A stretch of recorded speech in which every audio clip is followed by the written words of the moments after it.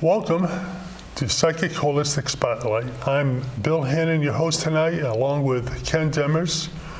We're going to be interviewing Theresa Schrafft with she has a practice on Chatham, the Cape, and she thoroughly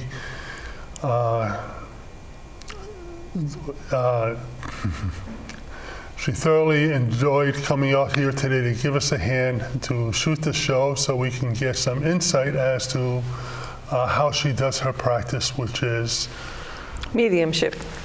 And so what I'm going to do right now is I'm just going to let you open up and share with us how you got interested or involved with this, what sparked your interest to get involved with mediumship and some of your journey. All right. So I've been a medium since birth. I didn't always know that because I didn't know that other people weren't like me. Right. And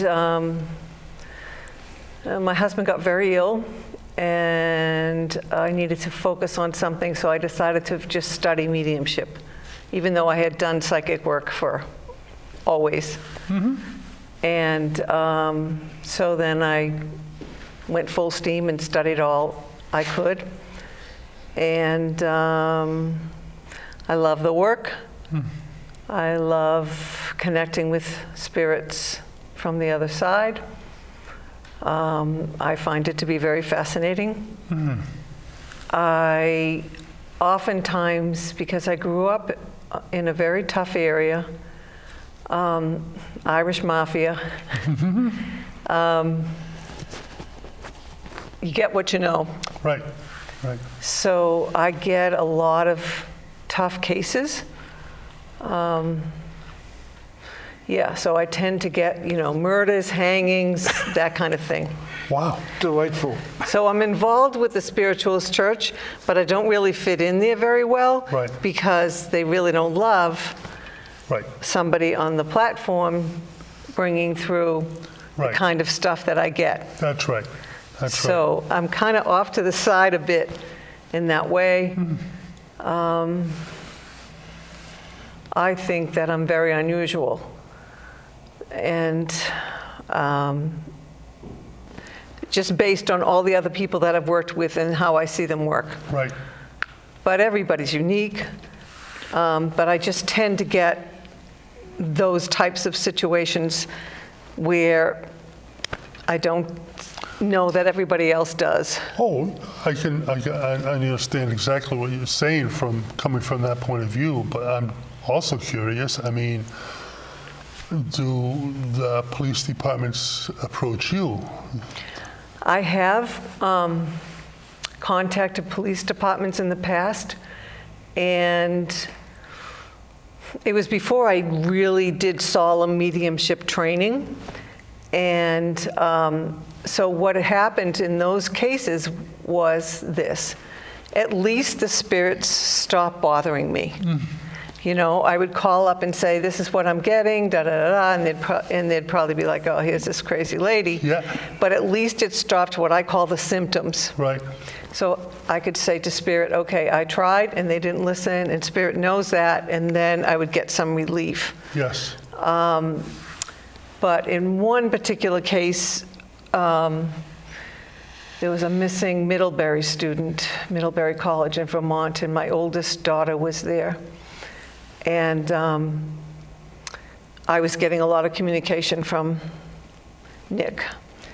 And I did call the detective and speak with him, and I told him I had just seen a psychic in that area, and I referred him to her. Mm-hmm. And that was a really good thing, because then we started a big search and went looking for Nick. And eventually he was found. So that's like the most I ever got heard. Understood. Now, what was the conclusion with Nick? Well, unfortunately, Nick was from Arizona. Mm-hmm. And he wasn't used to Vermont weather. Cold. And he drank, and he dilated his blood vessels. Right. and he wasn't found until around graduation time. So it was a natural death. But, Well, you know, exacerbated by, yeah, well, by the alcohol in the, but I'm listening to you talk about this, and you're saying a lot of people don't deal with this, but I'm thinking you're probably bringing a lot of closure to people also. well, yes, So absolutely. that's, I mean, you might be dealing with a tougher end of the spectrum, but it's a good result. So it's not a bad thing. No, it's not a bad thing. I'm just, my point was Right. that the Spiritualist Church doesn't love me. No, I can Because understand of that. But again, we have that. to look at the closure that people get from what you do. Well, yeah, I'm with you. I agree. I'm not arguing that, but Yeah. I'm just off, I feel that I'm I've off to never the heard side. anybody talk about that. I've been in spiritualist churches for 40 years. I've never heard anybody talk about that stuff. Not that it's bad. I don't, No. you know, it wouldn't bother me in the least if I was there. but Yeah. Well, so in other words, Usually his grandma wants to come in and say hi. Well, that's it. That's what, that's what I was trained. It's like, we want you to get grandma, blah, blah, blah. But another thing that makes me unique is I get a lot of celebrity spirits. Mm-hmm. And it's very odd because I am not a celebrity worshiper in any way. Is that because you know celebrities from the Cape?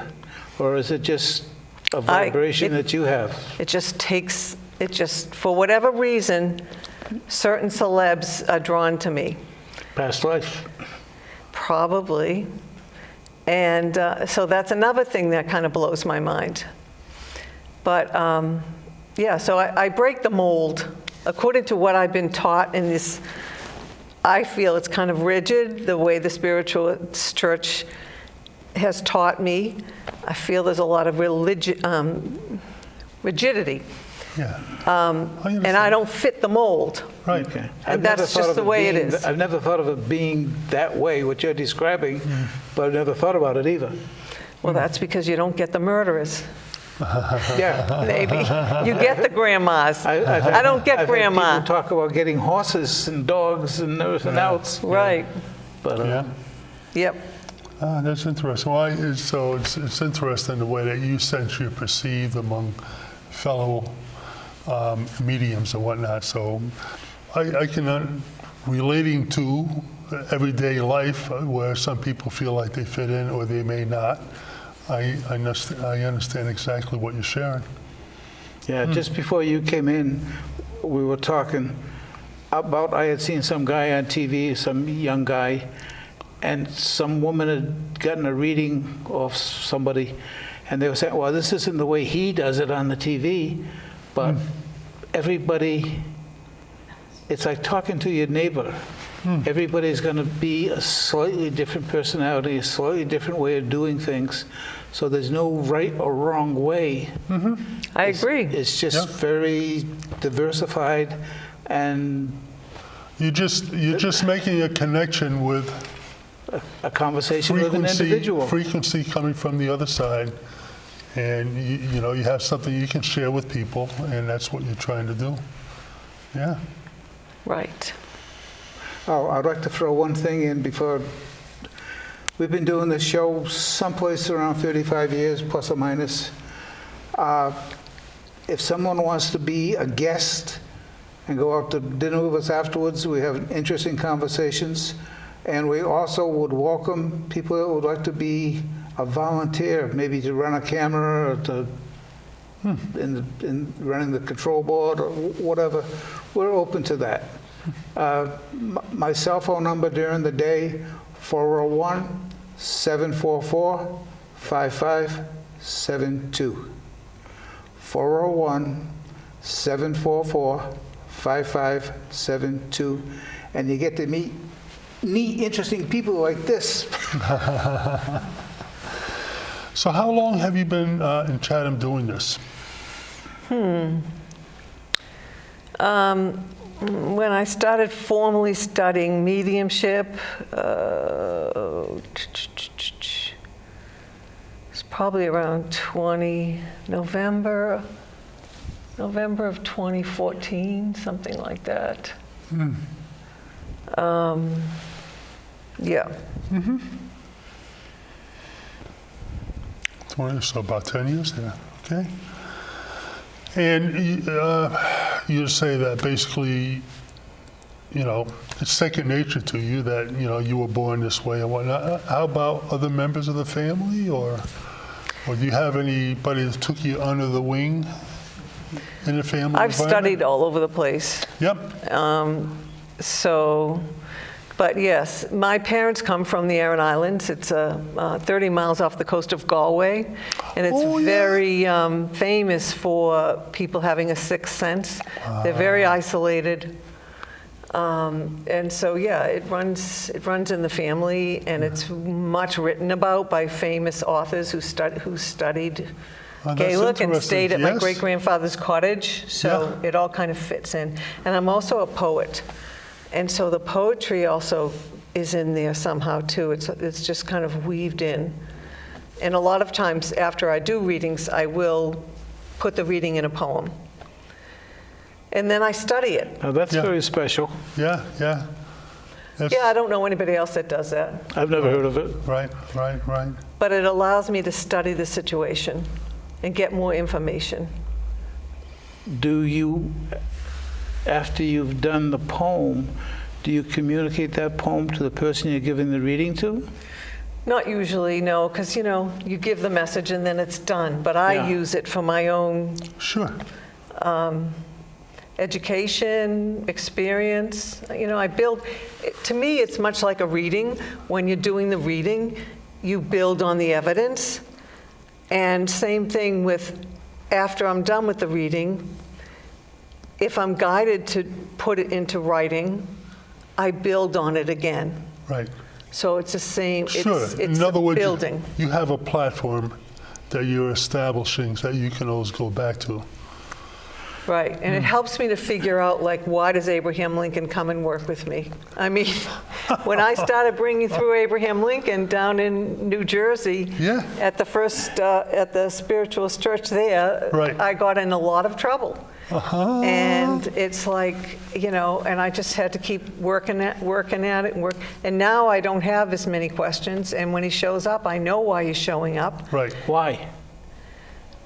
It's different for different people, but a lot of times it's for people who have lost children. I'm also very honest. I mean, I really had to dig, right? I'm very honest Abe. He's the 16th president. My birthday is on the 16th. I mean, when I say I had to dig to try to figure out why is this soul coming to me. I think the child part of it is a good part of the answer. Thank you. Because it was very traumatic in his life. I know it was. So, and those are the chief features of why Abraham Lincoln chooses to work with me. Good. And I'm not political in any way. I hate politics. Yeah. So that's the thing that really blew my mind. It's like, what?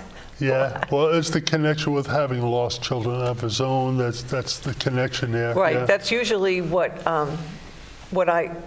people connect with. You know, if he comes up and I say, you know, but sometimes, I mean, a lot of people love Abraham Lincoln, and so they'll say, oh yeah, I love Abraham, and they'll go off. But then if I don't understand it, and I say, have you lost any children? And then a lot of times that's what it is, right there. Now let me ask a question. I'm curious. I'm a hobbyist of past lives. Likewise. Have you had a past life connection to Abraham Lincoln? I believe that I probably was around when he was around. But my husband is more strong with that. He knows who he was in the Civil War. You know, we all come around together. Yeah, I was in the Civil War also. Okay, so I sort of link it up with him more than I do with myself, but I know that he feels very strongly, you know, that he was Grant. And he even looks like Grant in this lifetime. Yeah. And so you're saying that your husband was General Grant? He feels he was Grant, correct. So that would be a really strong connection to Lincoln. Exactly. Yeah. Yep. Interesting. And when I first, no, it wasn't the first season. It was like I've worked in Salem in October I did 4 seasons. So it was like the 3rd season. I was working in a shop, and the woman who owns the shop is let's see, is she born on this? There's something about the birthday of Grant.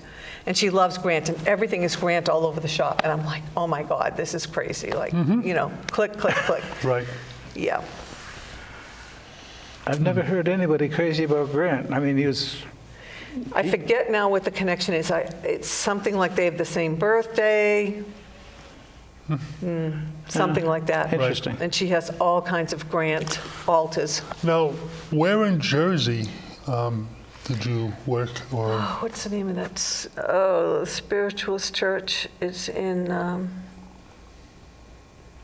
Janet No Havoc started it, and I can't think of the name of the church right now. I'm blanking out.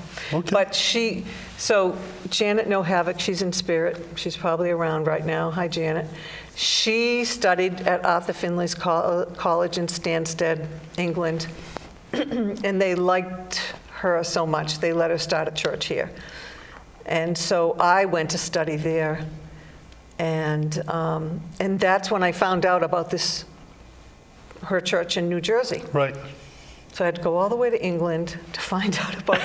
And then when I was there, that's when I learned about the wigwam and the first Spiritualist Church of Onset. now when was that you found out about the wigwam? About? Now, I think that's around 2015 now. Yeah. That's when I was the president down there. Yeah, I thought you looked a little familiar. But I was going to the Tuesday night classes. So I wasn't always going to the services right away. Ronald Berry? I know who he is, yes. Yeah, I think he was the Tuesday night class. I was. No, it was Patricia Melman who was teaching mediumship. No, I said Tuesday, sorry. It's Thursday. Thursday night, I believe it is. Yeah. And Wednesday night is the psychic class. I think it's how it goes. Wednesday night is the psychic class or the mediumship class. Thursday was the gallery night because I started You're that. right. I remember that. You're right. Thursday's gallery. Okay, so it probably is Tuesday. And then Wednesday, they have at First Spiritualist Church of Onset, that's their class night. I think we got it all straight now. Well, now people know where to go to class. Right. Oh, first question. If somebody wants to get a hold of you, how do they find you? Well, I can give my cell phone like you did. 508-237-5468, 508-237-5468. Do it again, a little slower maybe. 508-237-5468. Okay. 5468. Now, is there a particular type of reading that you enjoy giving? Everybody's a little different.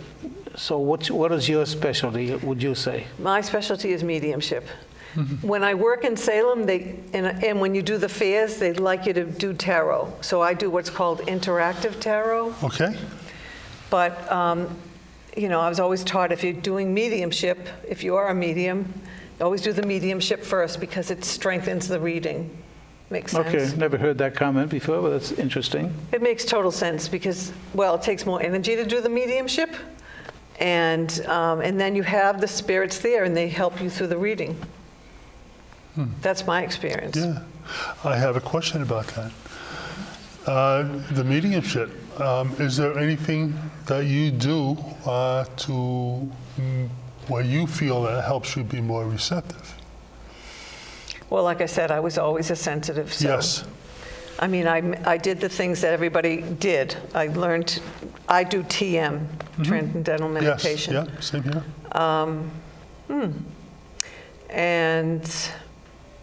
And I write my dream every day. I've been a little lax on that, but I've been writing my dreams for, 20, 30 Any years. interesting ones? They're always interesting. Precognitive? Tons of them. What I would call. Yes. Yeah. Such as? 9/11. 9/11, the dream just blew me literally out of the water. It was like, okay. Yeah. Interesting. Most mediums I know are not like other mediums. They're all individuals. That's right. You know, it's just, Right.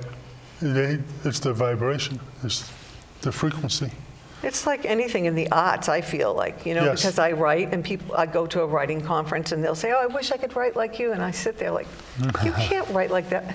We're all different. Like, you're Yeah. never going to write like the teacher. Right, right, right. You're going to, so it's the same with this work, you know? Everybody's unique. yeah. We all have our gifts. What else do you do besides the mediumship? Anything? Any other paranormal hobbies? Well, I've trained in past life regression as well. Oh, And how far back do people go? Well, there's no limit on it. yeah. Oh, I know that. I mean, I've had, my original father came in, and he was kicking around 900 million years ago. I found doing that work to be very, very healing. And Well, it's great to get some insight right. from that person as you take them on that journey. Well, for me personally, when I was training and doing the work, I just got a lot of healing from it. Relationships, Right. Understanding. Right. Again, George Washington, I never really knew why, like I was so connected to the Revolutionary War, but then I saw myself in his presence. I don't know who I was, but I definitely was there. I was a Minuteman in the Revolutionary War. Okay, well, there you go. Well, I grew up in Somerville, Massachusetts. That's the home of the first, The Minutemen. yes, and Yeah. that's where they flew the Concord. first American flag Oh.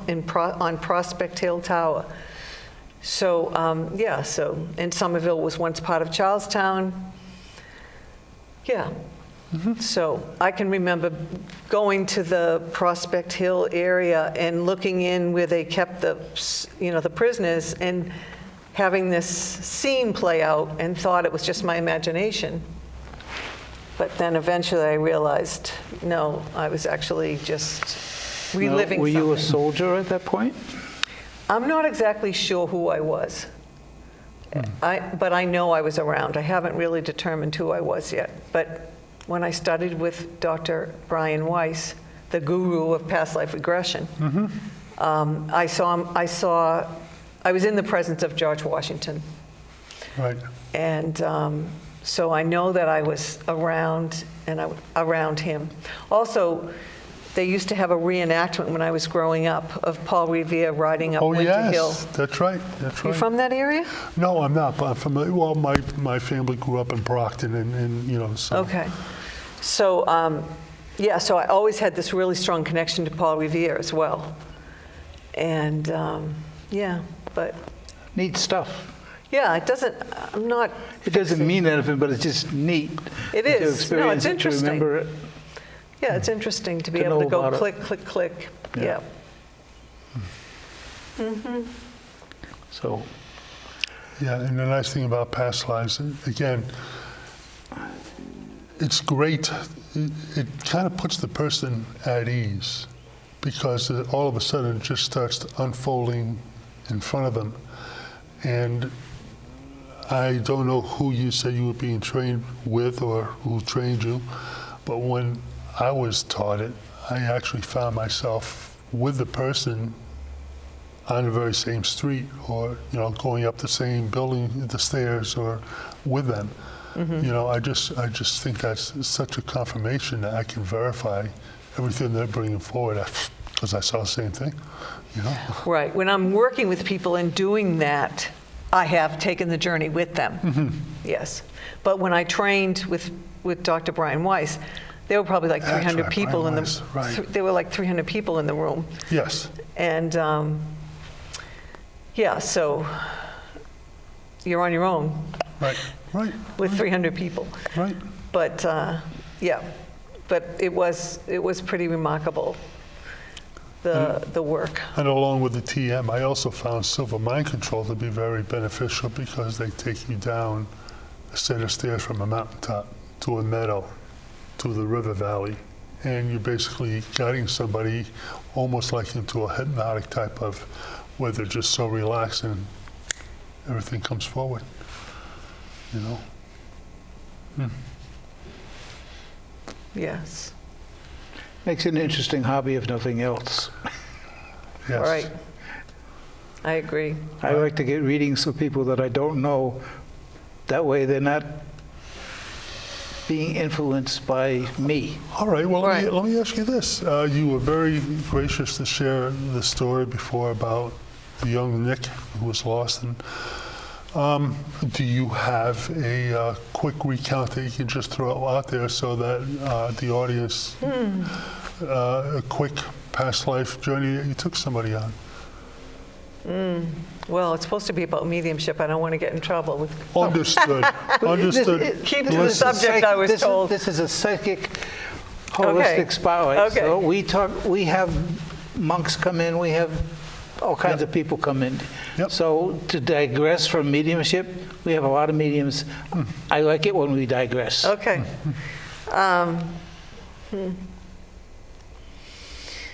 Well, I'm going to talk about the Titanic because today's the anniversary of the Titanic. I didn't So when I had a 5-minute marriage, my husband was he was dual addicted, let's say. So gambling was legal in Ireland, and he went off someplace, and I went off to this museum, and it was all I always put an extra syllable in, the Lusitania. Yes. didn't say it right. Lusitania. Thank yeah. you. And I was just like mesmerized in there, like, oh my God. And I was in there, and I don't know how much, I lost time, everything. And then all of a sudden I was like, oh my God, this is before cell phones and all that. I don't know if I'm ever gonna find him. And then I realized, am I ever gonna find this place again? Well, years go by, and now I'm there with my second husband, and I find the same museum. And this time, it's the anniversary of the Lusitania. Lusitania, Thank yeah. you. And we had just missed this big celebration. But when I saw all that stuff, it just, I was like, okay, now I understand why I had to learn how to swim. Now I had all this understanding. But eventually, I started to get this big connection to the Titanic. And when I was studying with Dr. Brian Weiss, he kept talking, and he's very mellow, and he's basically hypnotizing you the whole time because he talks in a very monotone. And I kept thinking, shut up, I'm never gonna get anywhere. Yeah. And then all of a sudden, like this, I'm in a lifeboat and I see the Titanic going down. Oh, And I thought, oh, okay, that makes a lot of sense. yeah. And eventually my daughter, my other daughter, is at Omega studying. She's working at Omega, and they grab her to work with Dr. Brian Weiss. Ah. She gives somebody her ring, and the person looks at her and says, you were on the Titanic. And it made perfect sense because she was watching the Titanic movie when I left to go study with him for about the 50th time. So again, we all come around in the same soul Right, groups, right? right. Again and again. Right. And today is the anniversary of the Titanic, so how perfect is that? That's perfect. And it's perfect timing, too, because I'd just like to say to our guest, our audience, everybody here today, that we appreciate your coming and sharing this information with us, and look forward to the next show that we're able to present for other people. My pleasure, thank Yes, you. Thank you yes. for having me. And Ken, did you want to throw your number out real quick? I can't hear you. Did you want to throw out your phone number for people to get in touch with you if they want interested in? 1-401-744-5572. Okay. And your phone number, 508. 237-5468. You're saying it too fast. Slow down. 508-237-5468. Great. Okay. Ta-da. Yeah, and that's how we wrap up the show. So thank you very much.